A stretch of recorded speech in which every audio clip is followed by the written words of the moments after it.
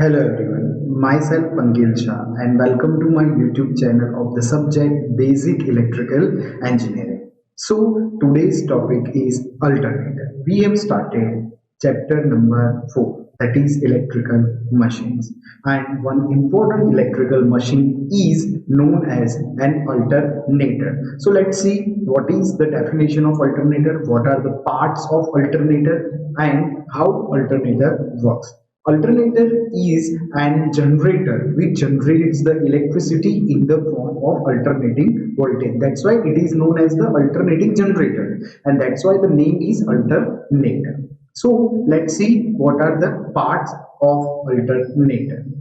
So basically, alternator is a rotating type of machine and it has two parts. One part is a stator and another part is a rotor. So in a stator, the stator consists of a cast iron frame which supports the armature core. So basically, stator is having a frame, and on that armature core, on that stator frame we have placed one armature core which is having a slots on its inner periphery.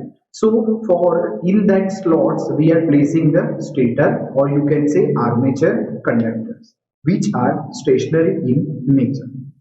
Now another part is the rotor. So rotor is a rotating part. So rotor is like a flywheel having alternate end and S pole fixed on its outer rim. So the magnetic poles are excited, or you can say magnetized, from the direct current supplied by the direct source, that is the DC source, at 125 up to 600 watts. So basically here rotor is having poles, and on that poles we are placing the field winding, and we are supplying energy, electrical energy, DC supply to the rotor.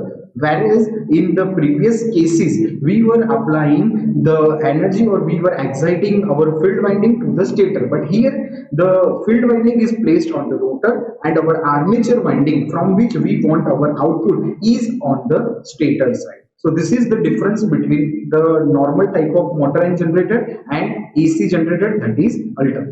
So in most cases, the magnetizing current, or you can say the current given to the field winding, is obtained from a small DC shunt generator, which is belted or mounted on the same shaft of alternator itself. So we are getting the exciting input to our alternator from the same DC shunt generator connected on with the same shaft of the alternator, because the field magnets are rotating. So this current is supplied through two slip rings, because we cannot give directly energy to the rotating part, so we must have to place the slip ring, and through that slip rings we are giving excitation to our field magnet. Now let's see the working principle of a alternator.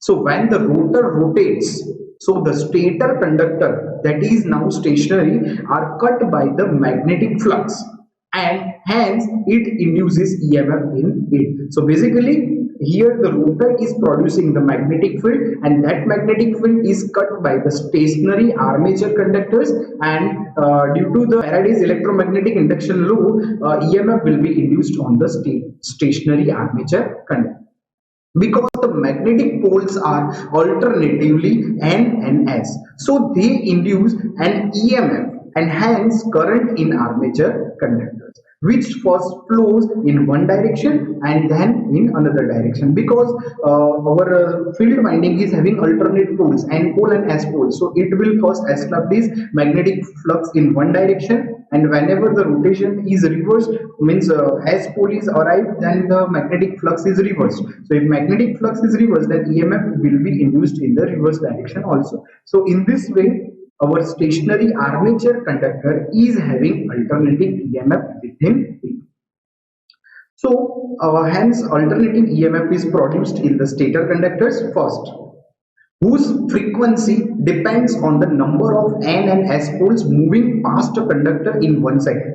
Means how many N and S pole we have created, so according to that the frequency of EMF can be defined, and whose direction is given by Fleming's right hand rule.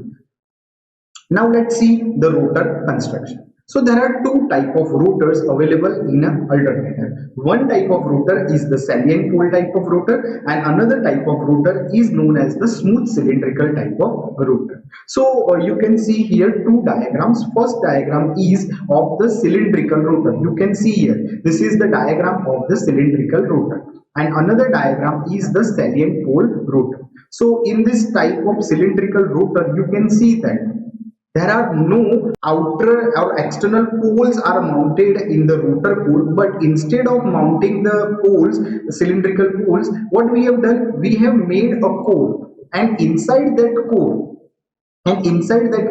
we have made some slots in outer periphery of that rotor, and in that slots we are placing our field winding, and by using a slip ring we will give supply to this field winding. So basically this is a very strong type of construction, because no external or projected poles are mounted on this type of rotor. Whereas in case of salient pole rotor, we are mounting our poles with the help of screws. So basically this type of construction is only good for the smaller type of speed and smaller amount of the generation of EMF. But whenever the amount is high, then we can say that this type of construction is not very good, because mechanically it is not strong if we rotate this rotor at higher speed. So basically this is a salient pole type of rotor, and that is the cylindrical type of rotor.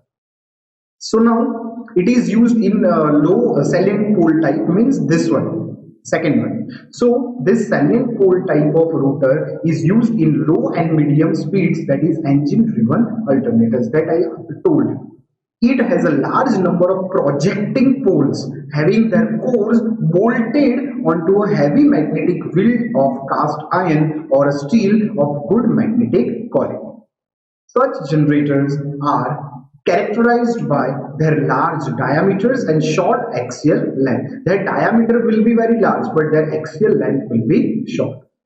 The poles and pole shoes are laminated to minimize heating due to the eddy current losses. In large machines, field winding consists of rectangular copper strips wound on the edges. So basically this is of the salient pole type of rotor. Now let's see about the smooth cylindrical type rotor. So that is this one.